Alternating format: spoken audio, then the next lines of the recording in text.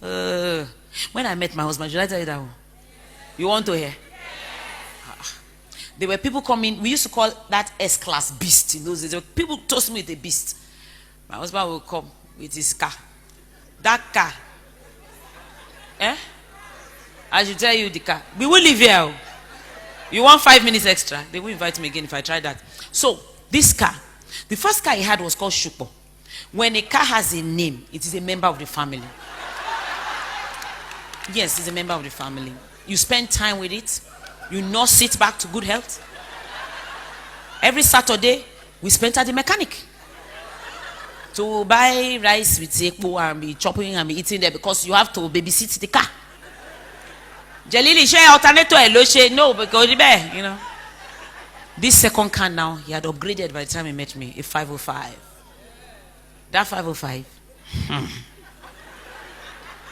Let me just suffice to say, which one of the 505 stories do you want? I should give you one. I'll give you one. One day we bought a full tank. Full tank. My husband was very proud that he had money that day. So he said, fill the car.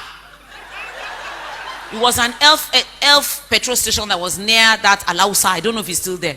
They filled it. He was happy. As we just turned the corner to go right, I just said, the tank came down. Because it had never had full tank. The weight was too much. It was not made for more. It was made for like quarter tank, half tank.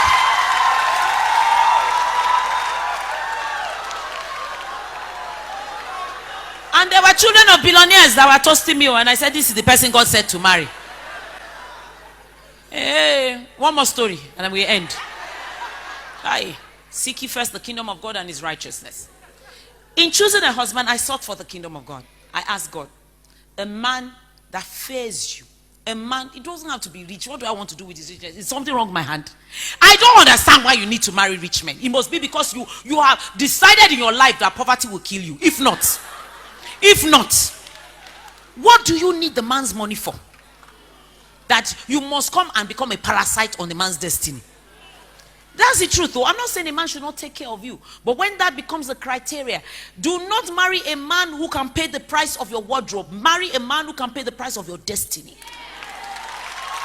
Who sees your glorious future and knows that I can cope.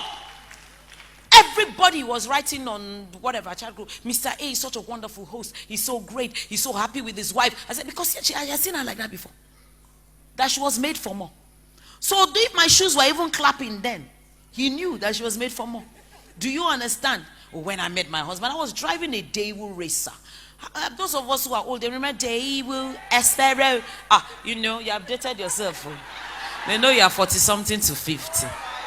They now know that you're not as young as I am. Anyway, that was a big girl car. And he was driving this 505 that I told you about. Anyway, our first Christmas together, we were going to, you know the story? You don't? Okay, I'll tell you. I should tell the story, hands up. I will tell you because I love you and I love your pastor's wife. So we were going, he was broke. But I had money. I was loaded. I had like 300 naira. So, and I was pregnant. And I said, okay, we should have fun, but at least we can go to the beach. They don't pay to look at the waves. So, it's the truth. You have to. Anybody who cannot have fun, guys, anybody who cannot have fun on your budget, she will destroy your destiny. Leave her. So, we went to Badagry Beach. And the way I am, they say I'm generous. Before I knew, I'd given out the money to all the boys on the beach, everything. It was 14 naira left with me or something. We were on the way home. And then we saw them selling chickens. And I thought to myself, this is our first Christmas. We should kill something. So we bought a chicken. Now, I don't do birds. I don't do birds at all. So we had to put the chicken in the boot of the car. So when we got to our house in Yaba, please note that when this guy met me, I was living in Ikoyi. Never mind, it wasn't my house, but Ikoyi is Ikoyi. So, but I moved to Yaba. Actually, he was living in Ogba, but we decided to meet halfway in Yaba. Now I hear people saying that I don't do bridges. On what don't you do bridges? You are living in your cousin's house in V High. You are saying you don't do bridge in your house. You will do more than bridge. Ojo. So we moved to Yaba. Like I said, we got out in Yaba. He carried the chicken. The chicken was like, ah! I said, this chicken is dead. He said, it's dead. But was it dead when we bought it? I said, I just got married. It's not long. I said, my mommy said we should not be. So my mommy said, my mommy said that you cannot be eating dead things. He said, but was it dead when we bought it? I said, no. He said, let us cut the neck again. So he cut the neck. So the first Christmas together, we ate a dead chicken.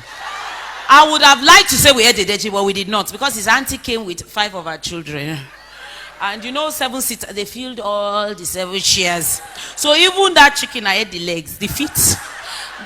In my mommy's house, we don't eat the feet, we throw it away. But that's what I ate the first Christmas. But if I want to eat an elephant this time, we can.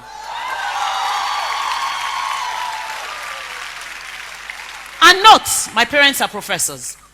I grew up by age 3, had toured the whole of Europe.